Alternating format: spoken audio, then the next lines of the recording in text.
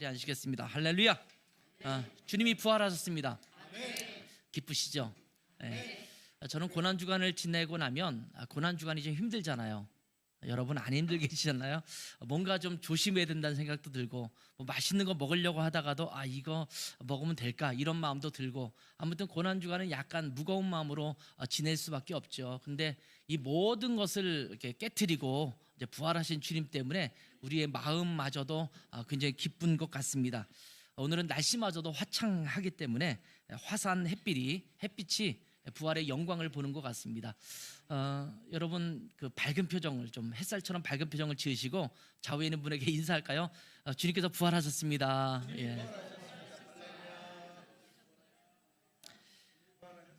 예, 할렐루야.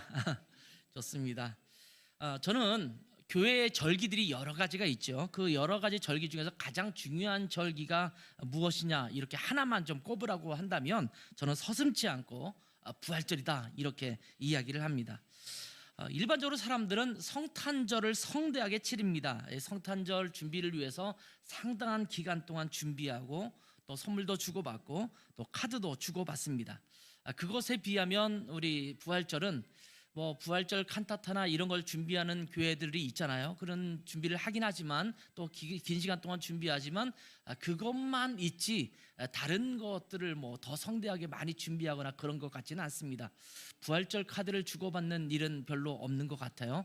저도 부활절 카드를 받아본 일이 별로 없어요. 독일에서는 조금 받아봤는데 제가 한국에 와서는 한 번도 받은 일이 없다가 오늘 보니까 대통령께서 친히 모든 전국에 있는 교회에다 보냈겠지만 오늘 아침에 보니까 카드가 왔더라고요. 부활하신 주님에 대해서 축하한다고 이렇게 카드가 와 있는 걸 봤어요. 근데 사실은 이건 특별한 일이고 내가 보니까 조만간에 또 선거도 있으니까 이런 것 때문에 보낸 것 같지 뭐 정말 늘 그랬던 건 아니잖아요. 그런데 별로 그런 것을 준비하지 않는 것 같아요. 예수님께서 탄생하신 날은 참으로 의미 있는 날입니다. 왜냐하면 우리의 구세주이신 예수 그리스도께서 탄생하신 날이기 때문입니다. 모든 사람들이 생일을 맞이하면 기뻐하고 축하하죠. 물론 내 생일 난 별로 중요하게 여기지 않아 뭐 이렇게 생각하시는 분도 있을 수 있지만 일반적으로는 자기의 생일을 맞이하면 굉장히 성대하게 또 축하를 받기를 원하는 그런 마음이 있습니다.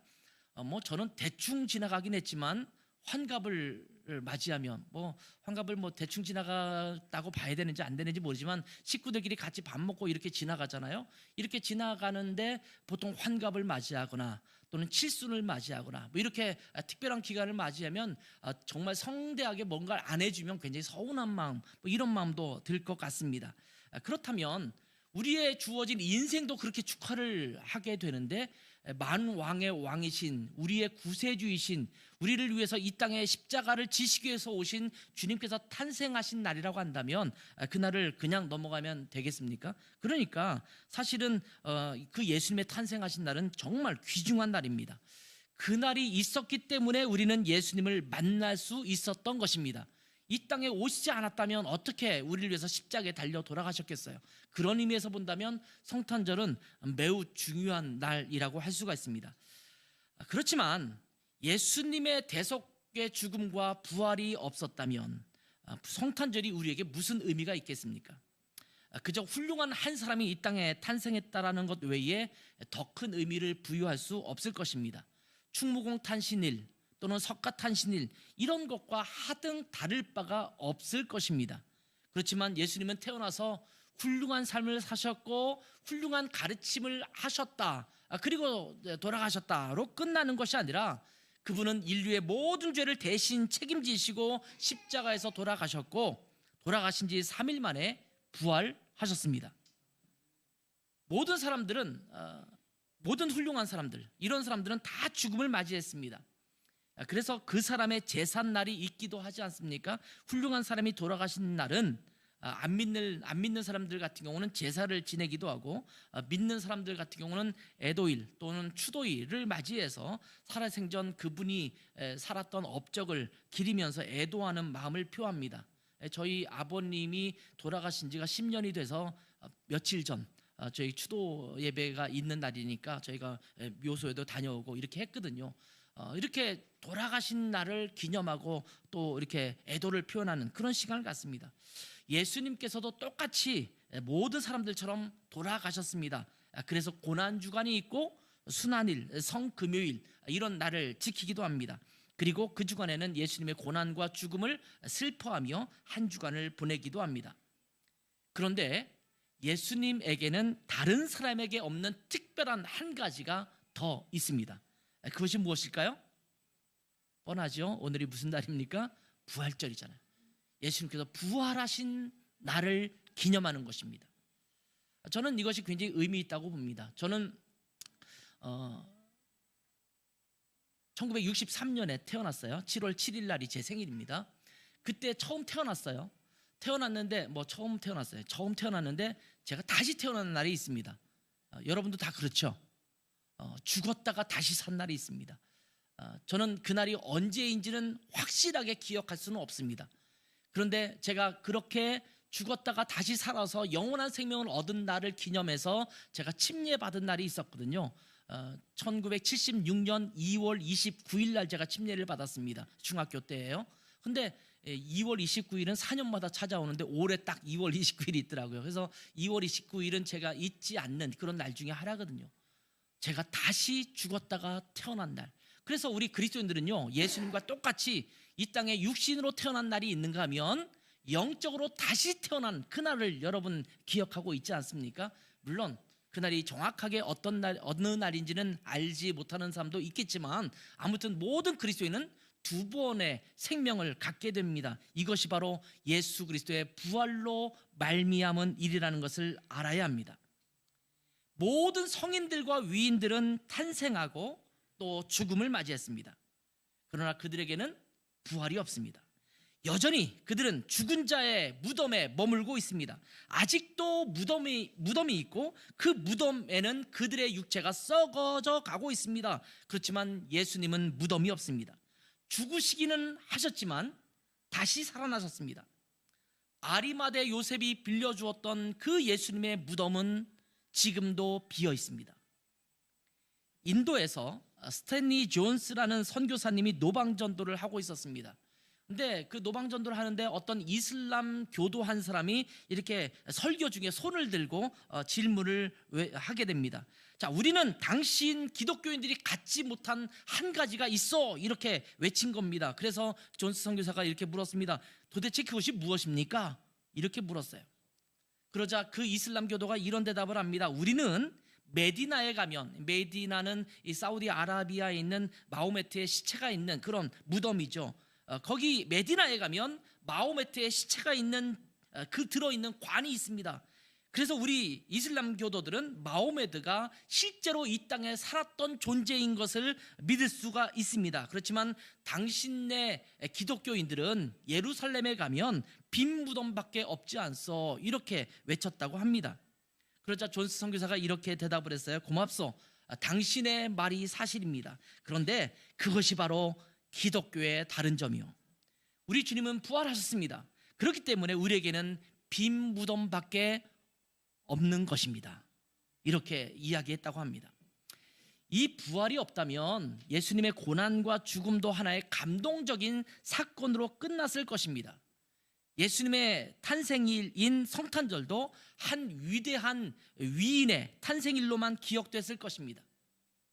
그런데 예수님의 부활이 있기 때문에, 영원한 생명이 예수님께 있었기 때문에 고난과 죽음도 참된 의미가 있는 것이고, 예수님의 탄생도 온 인류가 기뻐할 축제가 된 것입니다. 그렇기 때문에 우리 그리스도인들에게 최대의 명절이 뭐냐? 다른 날도 다 귀중하지만 저는 최대로 기뻐해야 될 그런 명절은 부활절이라는 생각을 하게 됩니다. 부활절이야말로 우리 모든 그리스도인들에게 영원한 생명을 주신 그날이기 때문입니다. 할렐루야. 정말 그런 것 같죠? 예. 오늘 본문을 보면 사도 바울이 부활의 중요성을 거듭해서 강조하고 있는 그런 장입니다. 보통 성경의 특별한 장은 별명을 붙이기도 하잖아요. 그래서 고린도전서 15장은 무슨 장이라고 붙였을까요? 부활장이라고 붙였어요. 부활의 기쁨을, 또 부활을 증명하고 또 변증하는 그런 내용입니다. 자, 우리의 신앙의 기초가 어디에 있느냐를 분명하게 지금 이야기해주고 있습니다. 우리의 신앙의 기초는 어디에 있냐면 부활에 있습니다. 부활이 없으면 오늘 바울 사도가 뭐라고 말하냐면 우리의 신앙도 헛것이요 우리의 생명도 헛것이요 우리의 모든 기초는 송두리째 무너져 내리게 될 것이다, 이렇게 말씀하고 있는 겁니다.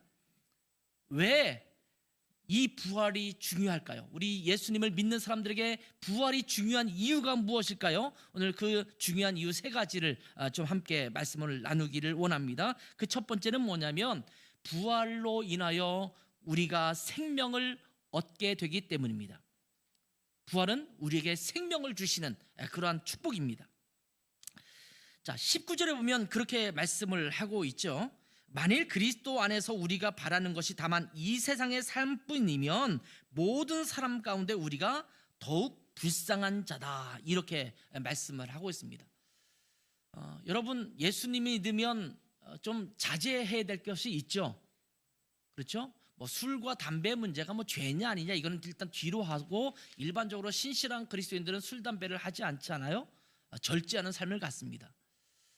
그리고 이 땅에 내 욕심을 가지고 뭔가 부유하게 살고 이 땅의 명예를 추구하고 이렇게 살아가는 삶에 대해서 우리는 최고의 가치를 두지 않습니다.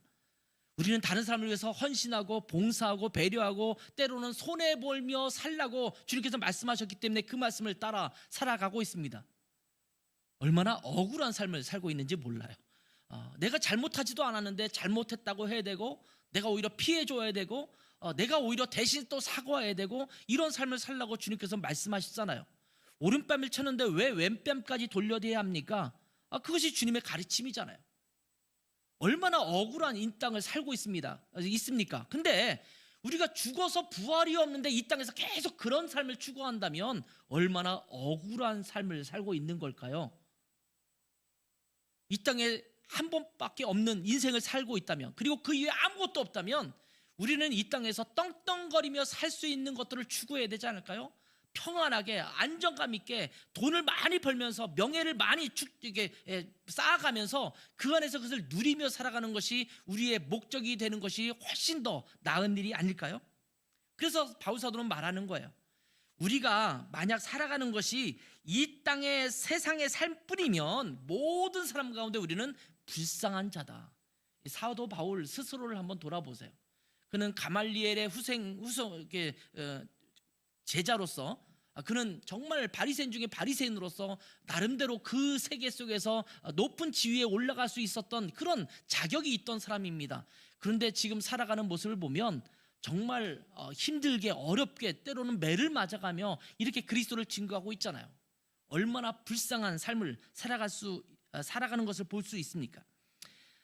사실 모든 종교는 서로 다른 바가 별로 없습니다. 불교의 가르침을 잘 살펴봐도 기독교의 가르침과 일맥상통하는 부분이 참 많아요. 유교의 가르침도 마찬가지입니다. 뭐 이슬람교는 사실은 구약 성경을 같이 바라보고 있기 때문에 거기에서 비슷하게 또 함께 갖고 있는 교훈들은 비슷한 부분이 참 많습니다. 결국 따지고 보면 한 번뿐인 인생을 착하고 바르게 살도록 종교적 감화를 받고 교훈을 얻어서 인간적으로 또 사회와 이웃들에게 덕을 베푸면서 사는 것 정도라고 한다면 어떤 종교를 믿어도 사실은 상관이 없을 것입니다. 이왕이면 우리가 한국 사람이니까 한국의 시조라고 하는 단군을 받들어 섬기는 그런 것도 괜찮죠.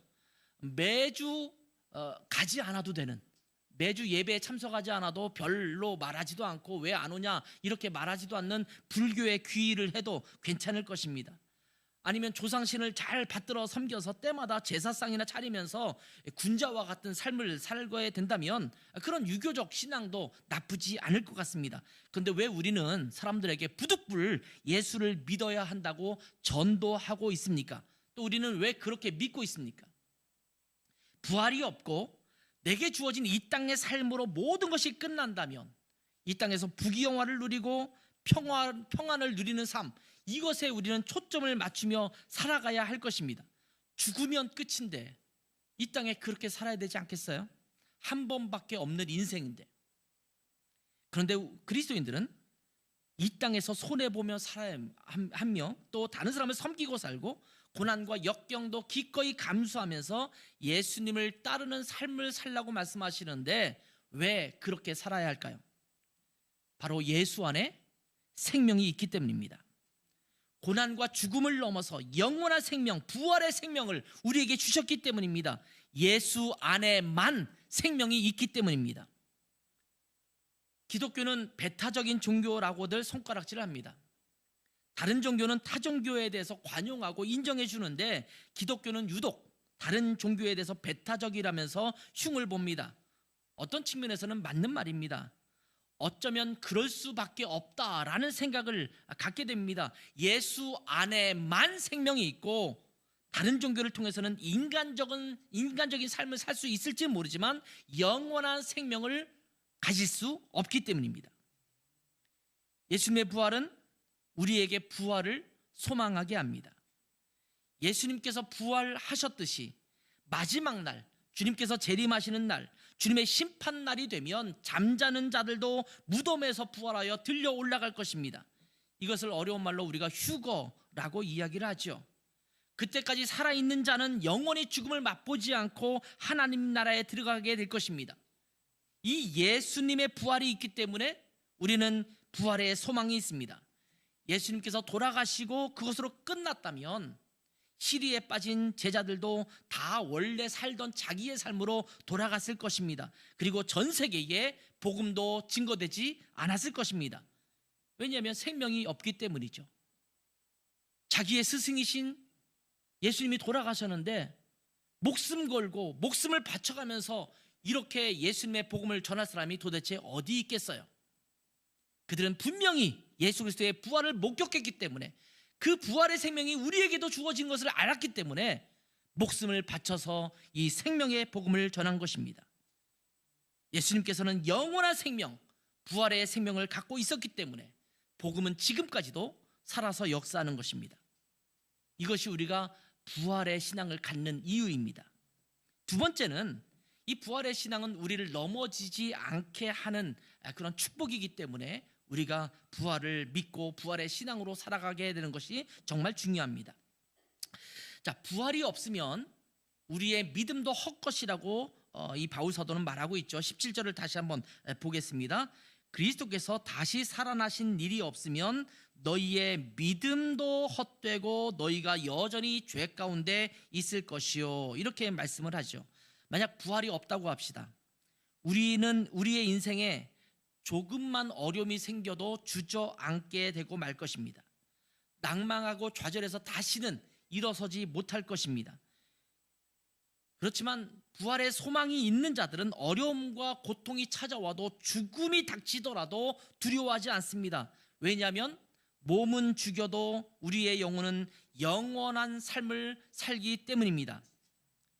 마태복음 10장 28절에 이렇게 말하잖아요. 몸은 죽여도 영혼은 능히 죽이지 못하는 자들을 두려워하지 말고 오직 몸과 영혼을 능히 지옥에 멸하실 수 있는 이를 두려워하라, 이렇게 말씀하십니다.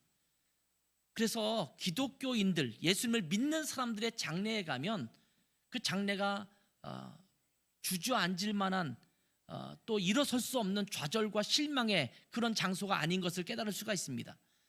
어디나 예수 믿는 사람의 장례식 가면 제가 늘 자주 한국에 오니까 뭐 장례가 많이 나잖아요. 많이 가는 데마다 느끼는 것이 뭐냐면 그 슬픔과 비탄 속에서도 소망을 잃지 않는 모습을 발견합니다. 우리에게 영원한 생명, 부활이 있기 때문입니다. 초대교회 제자들은 그야말로 영웅적인 사역을 했습니다. 만약 예수님께서 부활하시지 않았다면 그 제자들이 자기 목숨을 버리면서까지 그 박해 속에서 담대하게 예수님을 증거할 수 있었겠습니까? 자, 어떤 사람들은 이렇게 말을 해요. 그 당시에 무덤이 비어 있는 것은, 예수님의 무덤이 빈 것은 제자들이 그 시체를 훔쳐갔기 때문에 그렇다, 이렇게 주장하기도 합니다. 여러분, 오늘 큐티 어저께와 오늘 묵상하면서 보셨겠지만 아리마대 요셉이 그 시체를 달라고 했을 때 빌라도가 어떤 일을 합니까? 그 예수님이 분명히 죽었는지를 확인하지 않습니까? 백부장을 통해서 확실히 죽었는지를 확인해라. 백부장이 확실히 죽었습니다, 이렇게 보고해서 아리마대 사람 요셉에게 이 시체를 내주는 것을 보게 되죠. 오늘 말씀도 여러분 묵상하셨겠죠. 마가복음 16장 말씀을 함께 여러분 묵상했을 건데 거기에 보면 제자들은 예수님께서 부활하셨다고 함에도 불구하고 믿지 않았습니다. 그 막달라 마리아가 얘기해도 듣지 않고 엠마오로 가는 두 제자가 얘기해도 듣지 않았습니다. 믿지 않았습니다. 이렇게 믿지 않고 숨어있던 그 제자들이 어디에서 어떤 담대함을 가지고 그들이 나가서 예수님의 복음을 증거할 수 있겠습니까? 제자들이 축 늘어진 시체를 훔쳐갔다고 치더라도 그렇다면 그 시체를 보면서 무슨 힘을 얻어서 담대한 사역을 할 수가 있겠습니까? 그렇지 않아도 어느 소녀가 하는 말도 두려워서 예수님을 3번씩이나 부인했던 베드로, 자기들도 잡혀갈까봐 한 집에 숨어서 노심초사하고 있는 그런 제자들, 이런 제자들이 어떻게 담대하게 거리로 뛰쳐나가서 복음을 증거할 수 있었겠습니까? 그게 딱 한 가지 요인이 있어요. 예수 그리스도의 부활을 목격했기 때문입니다. 부활하신 주님을 만났기 때문입니다.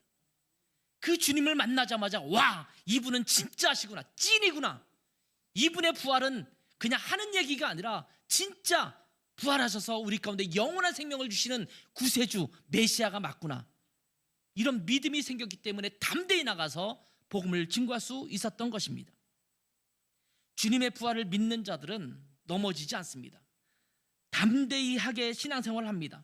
두려울 것이 없습니다. 넘어지더라도 곧바로 일어납니다. 다시 일으켜 세우실 주님을 믿고 있기 때문입니다. 좌절하지 않습니다. 영원한 소망이 있기 때문입니다. 그래서 이 땅에 그리스도를 믿는 사람들은 이 땅의 것을 보면서 좌절하거나 실망하지 않습니다. 이 땅의 것이 조금 좋다고 해서 그것으로 인해서 만족하지 않습니다. 우리는 저 땅을, 저곳 새하늘과 새 땅을 바라보는 자들입니다. 뿐만 아니라 부활은, 왜 우리가 부활을 중요하게 여겨야 되느냐, 부활의 신앙을 가져야 되느냐, 그 3번째 이유는 우리의 죄 문제를 완전하게 해결해 주는 것이기 때문입니다. 자, 우리가 지난주에도 우리가 함께 살펴보았어요. 레위기 말씀을 살펴보면서 희생제물과 속죄제물을 드림으로써 그들이 매년마다 또 자기가 죄를 지을 때마다 그 피로, 그 희생제물의 피로 자기의 죄 용서함을 받는 그런 제사 의식을 통해서 그들이 하나님 앞에 죄 용서를 받았었다. 그리고 마지막 희생제물이 무엇이라고요? 어린 양 되신 예수 그리스도다. 이렇게 지난 주간에 함께 말씀을 나누었습니다. 예수님께서는 우리의 모든 죄를 해결하시기 위해서 십자가에 못 박히셨습니다. 그런데 거기서에 끝났다면 그 이후에 짓는 우리의 죄 문제는 해결되기가 어려웠을 것입니다. 지금까지 지은 죄에 대해서 예수님께서 못 박혀 돌아가시면, 자, 지금까지는 다 예수님이 못 박히신 것으로 인해서 모두 용서해 줄게, 이것으로 끝났다고 칩시다. 그러면 그 이후에 짓는 죄들은 어떻게 해결할 수 있겠어요? 다시 아마 그들은 속죄제물을 찾아서 또 드려야 했을 것입니다. 17절을 다시 한번 볼까요?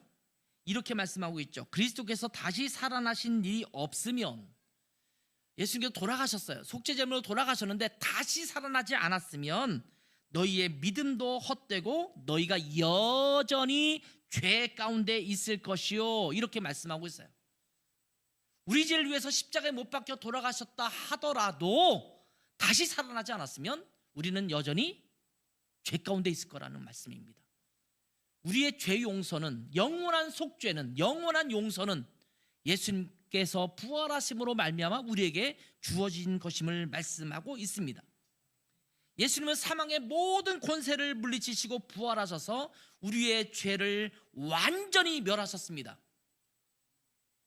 예수님이 십자가에 달리실 때는 사탄이 승리한 순간입니다. 뱀이 여자의 후손의 발꿈치를 문 것과 같습니다. 잠깐 예수님의 발꿈치를 물어서 마치 이제 다 죽였다, 하나님의 아들까지도 죽였다, 이렇게 그들이 환호성을 저질렀을지도 모르겠습니다. 그러나 예수님께서 부활하심으로 잠깐 승리를 얻었다라고 생각한 사탄의 권세를 완전히 멸하신 것입니다. 뱀의 머리를 짓밟아 죽인 것입니다. 창세기 3장 15절에 그렇게 말하고 있잖아요. 내가 너로 여자와 원수가 되게 하고 너의 후손도 여자의 후손과 원수가 되게 하리니 여자의 후손은 내 머리를 상하게 할 것이요 너는 그의 발꿈치를 상하게 할 것이니라. 모든 사탄의 권세를 물리치시고 영원한 생명을 얻으신 주님이십니다. 죄와 사탄에 대하여 영원한 승리를 얻으신 것입니다. 다시는 이 죄 문제로 인해서 사탄은 우리에게 왕 노릇할 수 없게 된 것입니다. 이것이 부활의 능력입니다.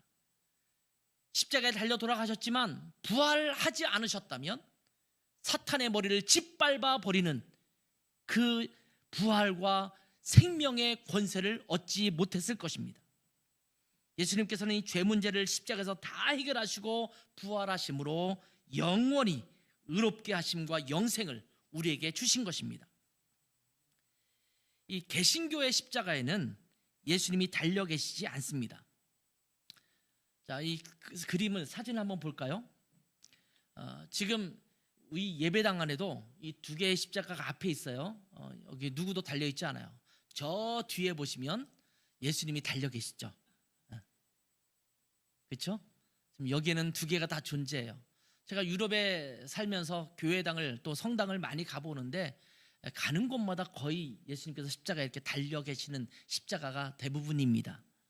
그런데 이 천주교에서 이 카톨릭 십자가에는 예수님이 달려 계시는 것을 보게 되죠. 루터교회도 사실은 개혁을 했지만 카톨릭의 배경을 갖고 있기 때문에 사실은 여전히 예수님이 십자가에 못 박혀 있는 그런 십자가를 많이 사용하게 됩니다. 근데 개신교의 십자가는 원래적으로는 예수님이 계시지 않습니다. 왜 그럴까요? 비어있는 십자가, 고난으로 끝나지 않고 부활하셔서 여기에 계시지 않고 영원한 생명을 주신 예수님이시기 때문입니다. 예수님은 더 이상 우리의 십자가에 달려있지 않습니다. 계속 저렇게 달려있다면 저것은 우리의 죽음을 의미하는 거죠. 죄에서 죽는 거예요. 죄에 매여 있는 겁니다. 죄로 인한 고난입니다. 그런데 예수님께서 부활하심으로 말미암아 이 흉악한 사형틀인 십자가가 우리 가운데 은혜의 통로가 되었습니다. 최후의 만찬을 그려서 유명해진 미켈란젤로가 있죠. 이 이탈리아 르네상스 시대의 그런 화가였습니다. 이 당시에 유행처럼 십자가에 달려 있는 예수님을 그리는 것이 마치 유행처럼 번졌습니다. 늘 교회를 관련돼서 이렇게 그림을 그릴 때마다 예수님이 달려 있는 십자가 이렇게 그리고 있는 제자들에게 이렇게 말했다고 합니다. 왜 자네들은 십자가에 달린 예수님을 그렇게 많이 그리고 있나? 부활하신 예수님의 모습을 좀 그리게나. 죄와 죽음을 깨트리고 영광스러운 모습으로 부활하신 예수님을 말일세. 이렇게 이야기했다고 해요. 우리에게 주고 있는 인사이트가 있는 것 같아요. 우리의 주님은 부활하신 주님이십니다.